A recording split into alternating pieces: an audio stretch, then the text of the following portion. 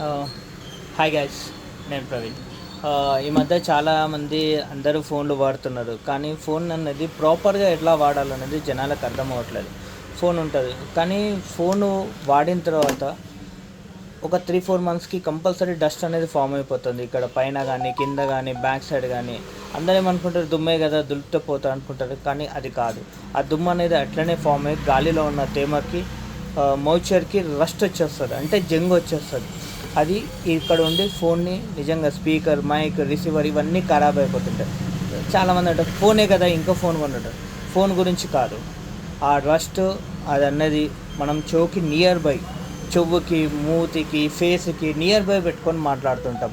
అప్పుడు ఏమవుతుందని అంటే దానికి ఉన్న ఇన్ఫెక్షన్స్ అనేది స్కిన్ మీద పడి 100% స్కిన్ ప్రాబ్లమ్స్ అనేది ఫేస్ చేయవలసి వస్తుంది. సరే, ఇక ఎవరిష్టం. కానీ ఇదే ఫోన్ని పిల్లలకు కూడా ఇస్తుంటారు. ఇక పిల్లల గురించి అయితే నేను చెప్పొద్దు. ఇక కొంతమంది అయితే నోట్లో పెట్టుకుంటారని అంటారు. ఇక అట్లాంటి ఇన్ఫెక్షన్ ఉన్నాయి, నోట్లో పెట్టుకోవడం, వాళ్ళు వాడడం ఎంతవరకు కరెక్టో మీరు ఆలోచించండి. మీ ఇంట్లో ఎన్ని ఫోన్లు ఉంటే అన్ని ఫోన్లు తీసి చూడండి. 100% ఫోన్, ప్రతి ఒక్క ఫోన్కి వెనక డస్ట్ కానీ ఇన్ఫెక్షన్స్ కానీ ఉంటాయి. నేను ఒక వీడియో పంపిస్తా, చూడండి. ఫోన్కి డస్ట్ అట్లా ఫామ్ అవుతాయి, ఇన్ఫెక్షన్స్ ఎలా వస్తాయో అనేది. కానీ ఆలోచించండి, వారానికి 2 సార్లు చాలు క్లీన్ చేసుకుంటారు. లేదంటే మన లైఫ్లో ఏంటంటే మొబైల్, ప్రతి దానికి మొబైల్ అయిపోయింది.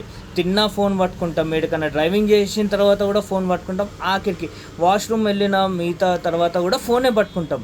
కానీ ఫోన్ని మాత్రం ప్రాపర్గా క్లీన్ చేయం. మన బట్టలు క్లీన్ చేసుకుంటాం, ఆఖరికి చెప్పులు కూడా క్లీన్ చేసుకుంటాం, కానీ మొబైల్ బ్యాక్ సైడ్ మాత్రం క్లీన్ చేయం. ఫ్రంట్ సైడ్ అయితే అయిపోయింది, ఫోన్ క్లీన్ అయిపోయింది, కానీ బ్యాక్ ఆలోచించుకోండి.